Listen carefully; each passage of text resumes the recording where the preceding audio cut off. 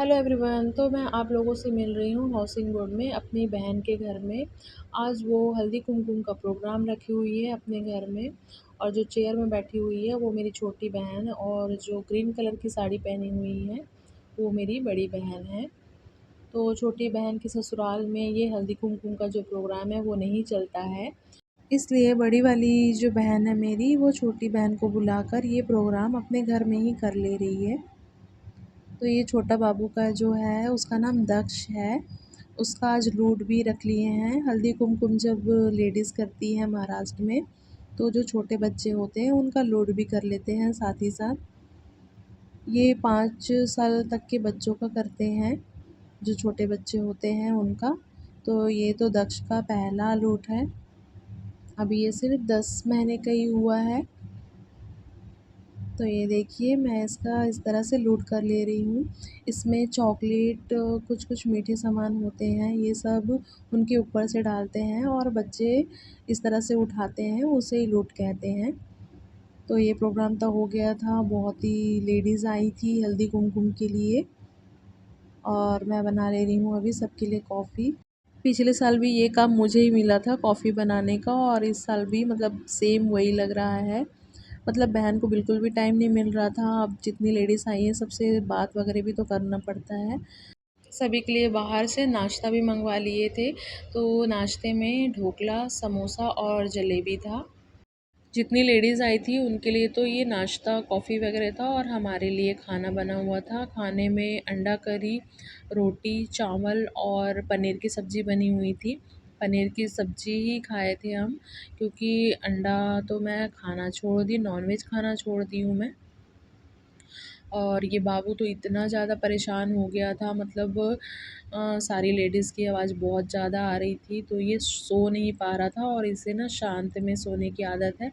तो मैं इस तरह से इसे थपथपा रही थी, बस ये सो गया था शांति से।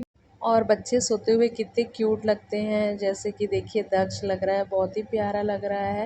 वैसे तो दक्ष का नाम दक्ष नहीं है, उसका नाम है नव्यांग, लेकिन मैं शुरू से इसे दक्ष ही बोलती हूँ। दक्ष प्यारा सा नाम लगता है, इसलिए मैं दक्ष ही बोलती हूँ इसे।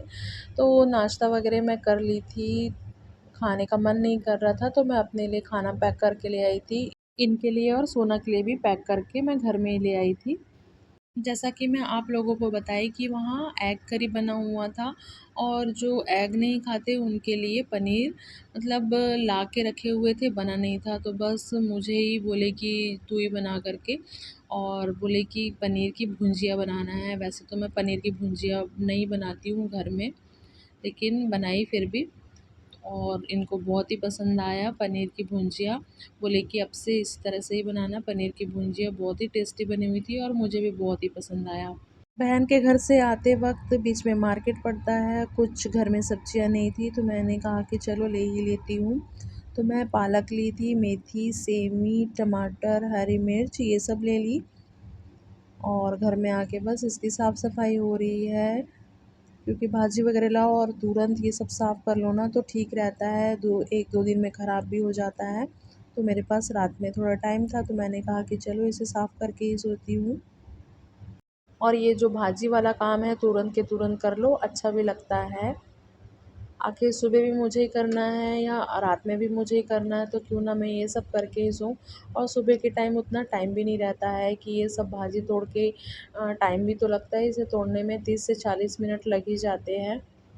अभी अगर सब्ज़ी साफ़ करके रखूँगी तो सुबह इसे बना भी सकते हैं या दोपहर में बना सकते हैं। अगर सब्ज़ी अगर इस तरह से साफ़ रहे तो खाना बनाने में भी आसानी होता है, जल्दी खाना बन जाता है। मेरे कहने का मतलब है कि कुछ काम हमारे ऐसे होते हैं कि हमें पहले से करके रखने पड़ते हैं।